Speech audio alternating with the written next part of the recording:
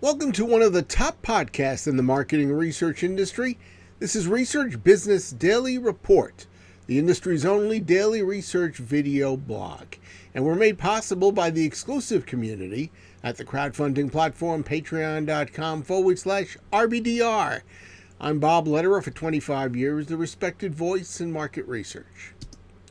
Political campaigns have long compiled exhaustive lists of all registered voters for every state in the union, and they have increasingly complemented that with micro-targeted demographic data.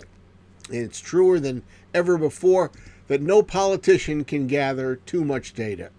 7 years ago, the Obama campaign claimed to have superior voter analytics and turnout that enabled it to identify likely Obama voters and then to get them to the polling booth.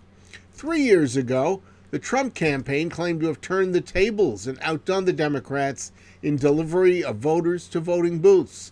And the campaign's secret weapon, among other things, turned out to be Cambridge Analytica and the Russian-targeted social media offered by the Internet Research Agency.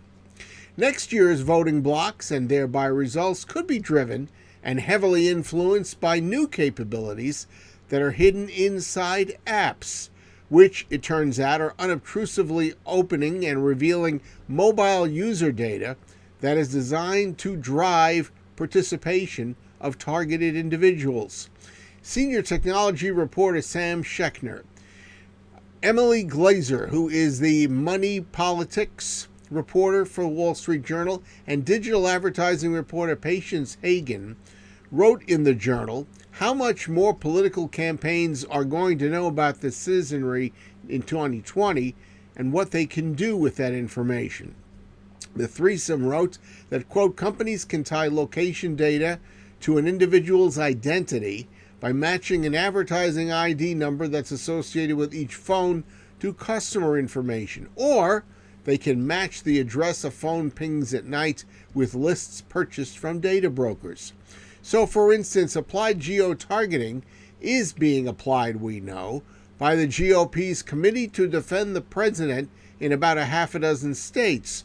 They sought to find people who had not yet registered to vote. More directly, they hired a company to collect smartphone IDs last year so that the owners of those phones would be reminded to vote in the next day's election.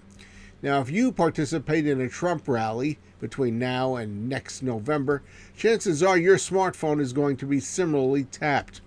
Then there's conservative advocacy group Catholic Vote, which harvested data from SDKs and mobile apps in order to spot individuals who had visited a church at least twice within 60 days for a religious intensity score.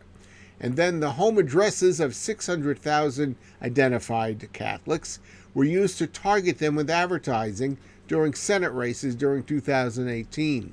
Now, this is not to say that such activity is limited to Republicans.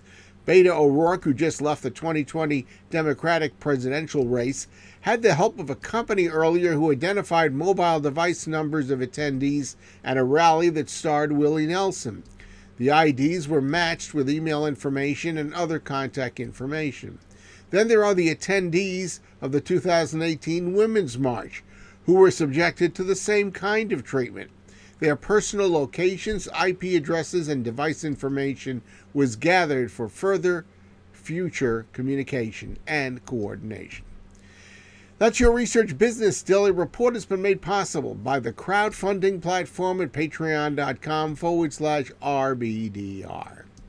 Our video series, as you may or may not know, is produced thanks to the interest and the generosity of our regular viewers. We call those people Patreon supporters. And I must tell you, we work diligently every single day to make the next RBDR worth the investment they've made. There's also the issue of quality and of continuing our service, and that's where we hope that you will become a participant, because we work very hard to create each RBDR. It takes hours each day. And so if you recognize that, we hope that it will convince you to pitch in just a little bit in support of Research Business Daily Report. Recently, Dynata became our latest Patreon supporter, and so we thank them for their backing. But we also encourage those of you out there who are wrapping up your 2020 marketing budgets to please include RBDR in it. Any viewer who has reached this far into this very report certainly has devoted a valuable 5 minutes of their business time in it. And we can't help but to find that as what we would call time well spent. After all, why would you spend your time watching us if it wasn't getting you something pretty valuable?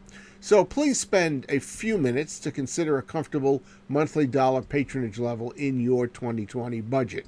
And once you do, visit patreon.com/RBDR and provide your support. We hope you have a great research day, and we'll see you back here with us tomorrow.